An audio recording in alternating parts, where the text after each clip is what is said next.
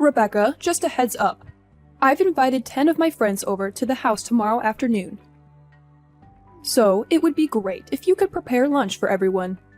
Wow, 10 people? That's quite a large gathering, isn't it? I'm quite popular around town, you know. We all decided to catch up after a long time. And our house is the perfect size for a gathering of 10 people. I see. Okay. In that case, I guess I should make something nice and easy for you all to share with each other, right? How about a delicious seafood platter? Don't be silly. That won't do at all. Honestly, you're just hopeless, aren't you? Always trying to take the easy way out. Oh, no, I'm sorry. That wasn't my intention at all. I just thought it would be nice if you could all share the same thing. In that case, what would you like me to prepare for everyone? Well, don't get me wrong, I'd be just fine with a simple salad or something along those lines.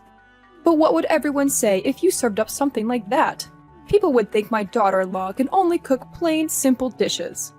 And you wouldn't want people to think that either, I'm sure. Anyway, everyone is getting older, you know. So some of the guests have foods they can't eat anymore. Oh, I see. Can you give me some examples? Well, let's see. Patty can only eat soft foods. Elena doesn't eat meat anymore. Oh, and Joanna is lactose intolerant. As for me, I hate eating vegetables, as you know. So you'll have to make something for each person according to their needs. I know, but sorry. I'm still not exactly sure what I should make for everyone. I knew you'd say that. Always making excuses and trying to take shortcuts. Lucky for you, I'm a kind person, so I took the time to ask everyone what they want. I have a list with everything written down about what you're going to make for each person. Take a look at it and make the dishes accordingly. Wait a minute. Does that mean I'll be making a different dish for everyone attending? Yes, of course. 10 completely different dishes? That's a lot of work. There you go again, trying to get out of doing basic chores. Honestly, just how lazy can you possibly be? Just because Manuel is away on a business trip doesn't mean you can get away with cutting corners. I'm not trying to cut corners, really.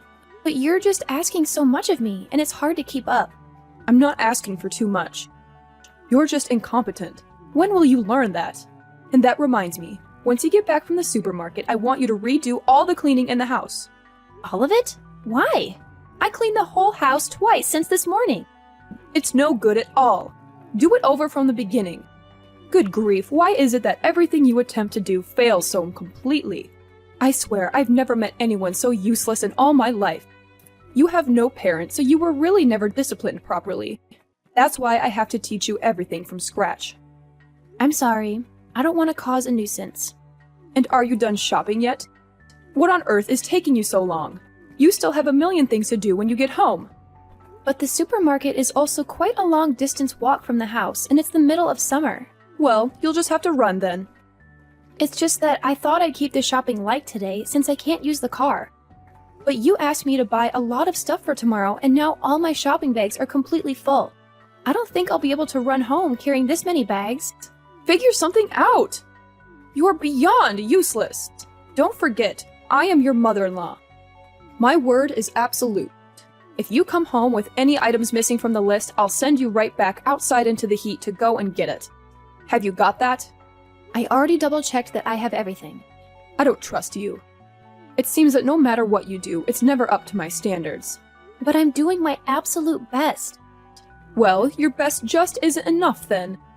Oh, my poor Manuel. He deserves so much better. Why did he end up with a woman like you? I'll never know. He should have been more careful when it came to choosing a wife.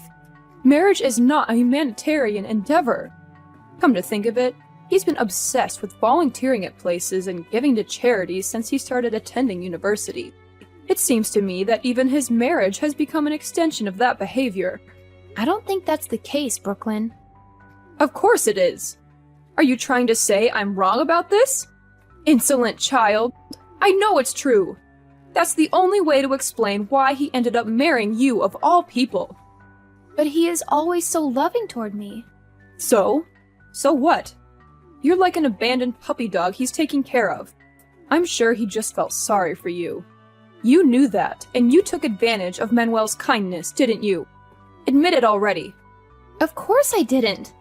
Manuel is the one who approached me and asked me to go out with him, and he proposed first as well. Is that so? Well, I only ever thought of you as a burden to this household. And as far as I'm concerned, it's a great misfortune that Manuel ever met you in the first place. But I'm being generous and letting you live here in our house anyway. I put up with you, so in return, you must obey everything that comes out of my mouth. Understood? Yes, I understand. Where on earth have you gone off to now? It's been an hour since you left the house. I just told you to do some simple shopping for me. Sorry about the delay. I started to feel sick, so I stopped to rest for a little bit. I'll get on the next bus to the supermarket when it arrives. Wait, you're not even at the supermarket yet? No, not yet. Honestly, what is wrong with you? I really do feel sick, that's all. I don't believe a word of this nonsense. Stop trying to play this sympathy card. Hurry up and get back here already. Rub my shoulders for the rest of the day. But I rubbed your shoulders for over an hour last night. You have weak hands, so it made no difference at all. But you were fast asleep toward the end. I was just pretending to sleep in order to get you to go away without hurting your feelings. But you were even snoring and everything.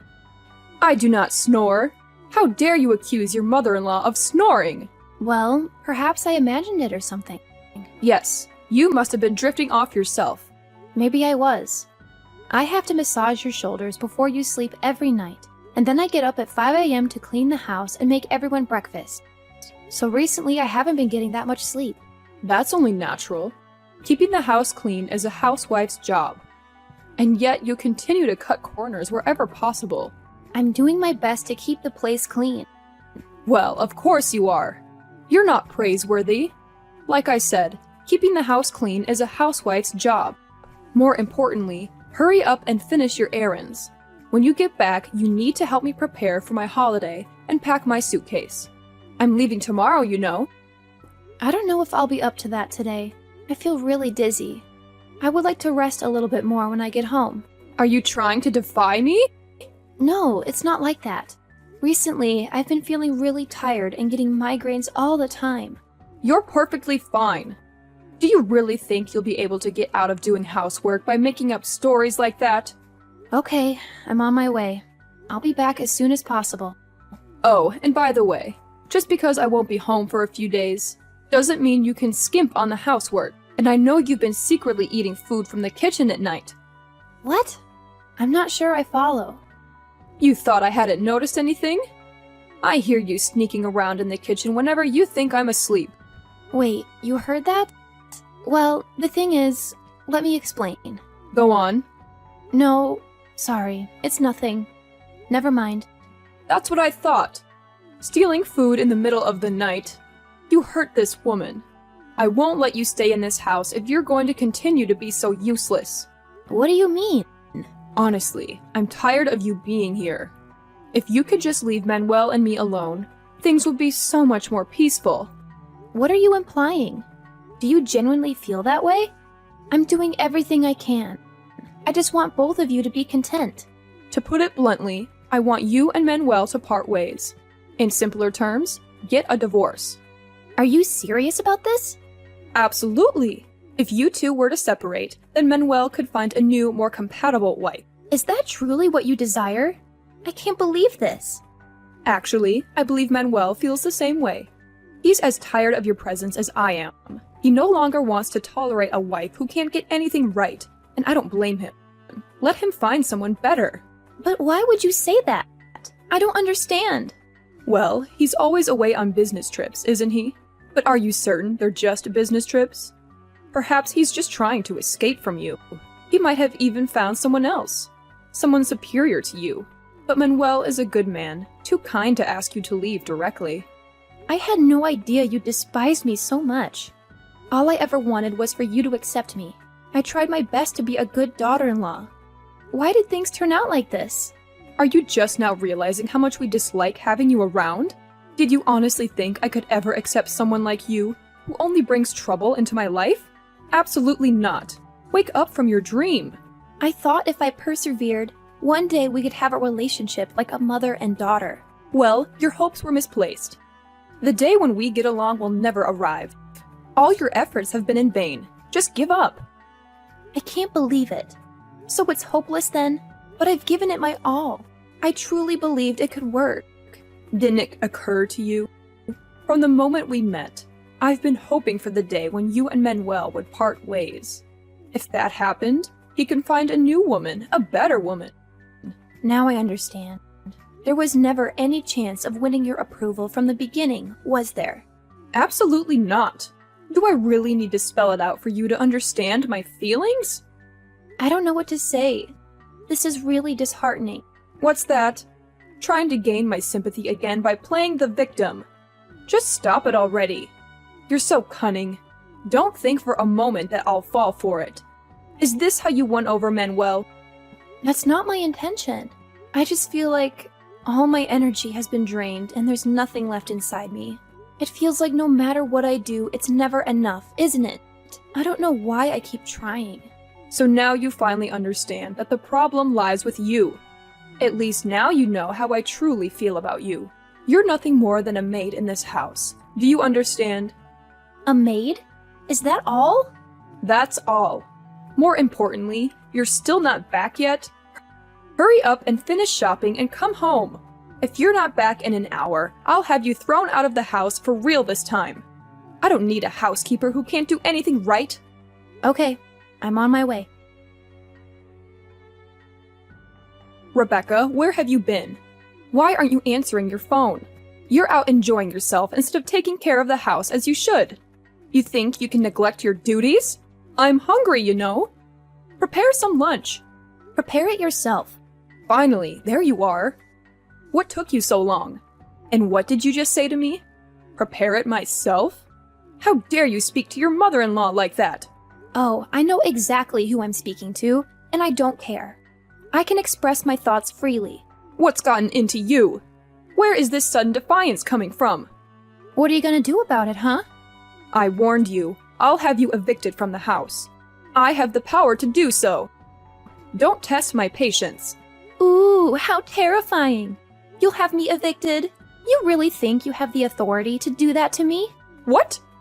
How could you speak to me like that? Remember, I am Manuel's mother. I can treat you however I see fit, and you don't get a say in it. I've told you time and again, I hold all the power in this house, and you must respect my words. Understood? The truth comes out at last. You're nothing but a crazy degenerate. I'm not out of my mind. My head feels like it's about to burst with rage. But apart from that, I'm perfectly sane. If anything, I'm seeing things more clearly than I have in a long time. I finally understood what you've been doing to Rebecca all along. If only I'd realized it sooner, I could have intervened. I could have shielded her from you. Wait, what? Aren't you Rebecca? Who are you? Are you her secret admirer or something? I knew it.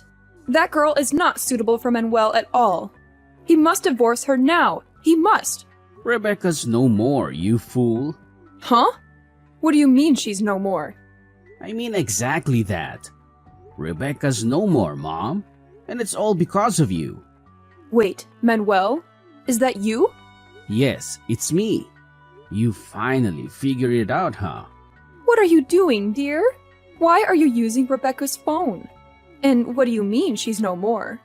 You're not making any sense, my dear. Is this some sort of plot of hers to get back at me? You're still saying this nonsense even now? Of course it isn't part of some plot. Today was her funeral. I didn't inform you about it because I didn't want you to be there. I decided that you, of all people, didn't deserve to be there today. Stop kidding around. Tell me what's really happening here. You think I would joke about something like this? You're serious then? She passed away? Yes. She's really gone. But how? Why so suddenly? That would make sense. She's always daydreaming after all, never aware of her surroundings. She must have wandered onto the road in a daze or something. Enough! You're still belittling her even now. Don't you understand the gravity of the situation? And as I said before, it's all your fault. My fault? I didn't do anything. I've been on vacation all week. I couldn't have done anything to her even if I wanted to. The doctors told me she collapsed from exhaustion. I rushed back from my business trip, but by the time I got to the hospital, she was barely breathing. Well, that hardly has anything to do with me now, does it? But anyway, aren't you relieved? What? How could I be relieved? I mean, now that she's finally gone, you can get a new wife. You're joking, right? You can't be seriously saying that at a time like this. Of course I'm serious. That Rebecca.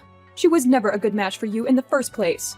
Now you can find an educated, beautiful woman who will cook and clean and take care of the house the way a wife should. I can't believe this. You're even worse than I thought. I had no idea you were such a heartless person. Watch your language. You can't talk like that to your own mother. Like I care. After the funeral, I unlocked Rebecca's phone and read all the messages between the two of you. I couldn't believe what I was seeing. I don't understand. What's the problem? You worked her tirelessly every day from dawn till dusk. She barely had time to sleep. Do you know that? Do you think anyone can survive living like that? It makes me sick to even call you my mother. Hold on. There seems to be some confusion here. I haven't done anything wrong.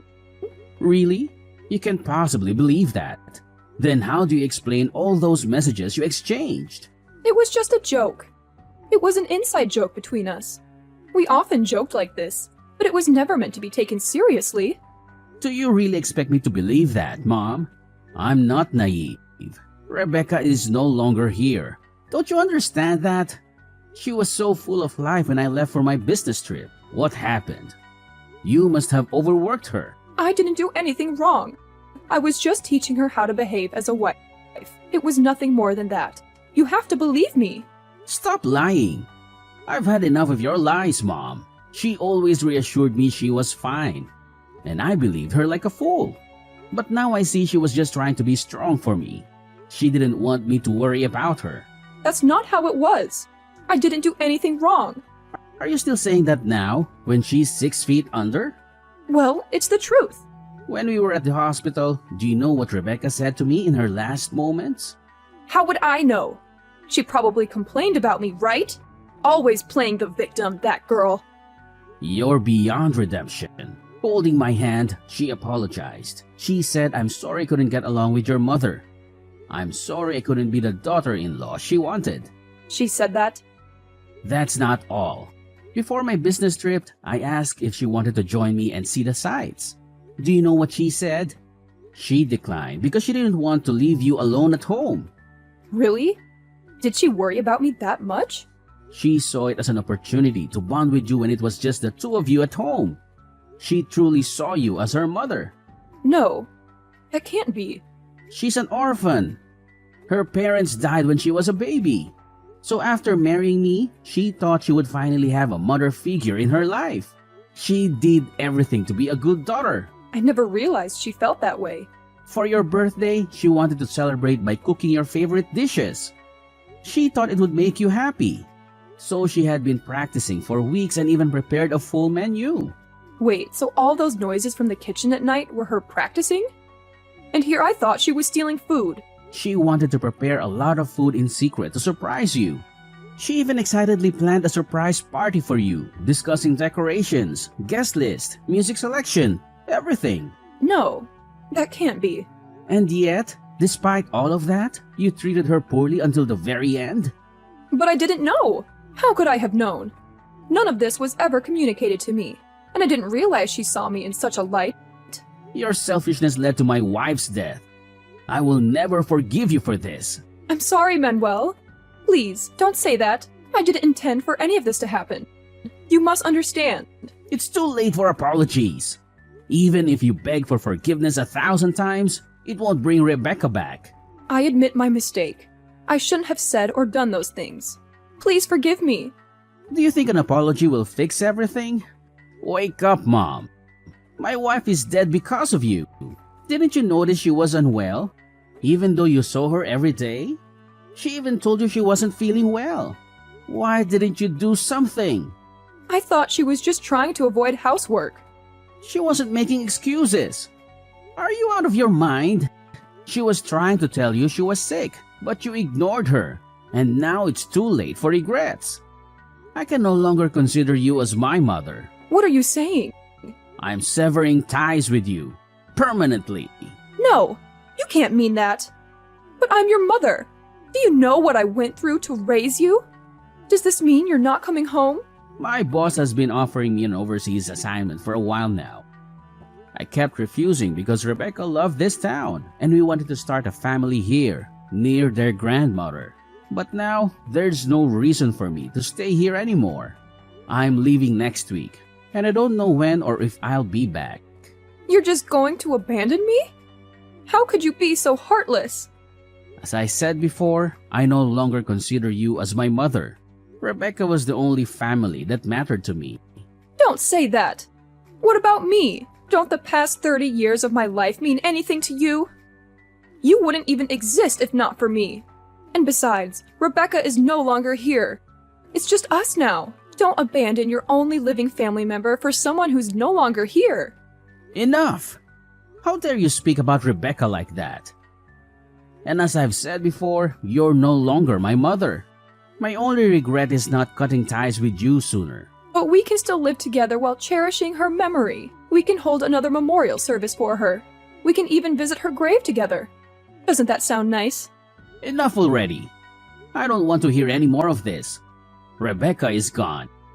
Even if you mourn for her now, it won't bring her back to life. I hope she haunts you for the rest of your days, damn it. Live whatever is left of your pathetic life, apologizing to her. What? You think she might haunt me? Perhaps. If I were her, I certainly would. She would have had a lot of unresolved issues in this world, all thanks to you. Before moving on, she might want to settle scores with you. Or maybe she'll just appear at night, still hoping to build a relationship with you. After all, she never got to fulfill that wish. You can't be serious. You're just trying to frighten me now. Don't say such dreadful things to your own mother. My heart can't bear it. Anyway, I have to leave now. This is probably our last conversation. Don't leave yet, Manuel. And what about the house? Who will maintain it now? I can't manage it all by myself. I'm just a frail old woman now. You'll arrange for someone to help me out, right? Don't be ridiculous. I'm severing ties with you. Why should I arrange for a cleaner for you? I don't care who looks after you now or wherever you go or what you do. And by the way, the lease on the house ends at the end of the month, so you'll need to find a new place to live soon. What? You can't be serious. That only gives me a few weeks. Where am I supposed to go on such a short notice? That's not my problem. Find somewhere that will take in a bitter old woman like you. I couldn't care less. Go fend for yourself for all I care. Goodbye, forever. Wait, please. I don't have any money. I'm an old woman. I haven't worked in 30 years. What am I supposed to do if you leave? At least lend me some money to get by with. You have to help me. Help your poor old mother. Manuel, you can't abandon me. After that, I heard Brooklyn was kicked out of the house we used to live in by the new owners and had to flee to another state to go and stay at a distant relative's house. But once she told him about the situation with Rebecca, they turned her away and told her to never come back.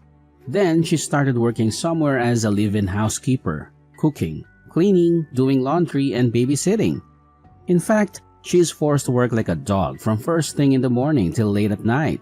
She barely had time to sleep and she quickly lost a lot of weight.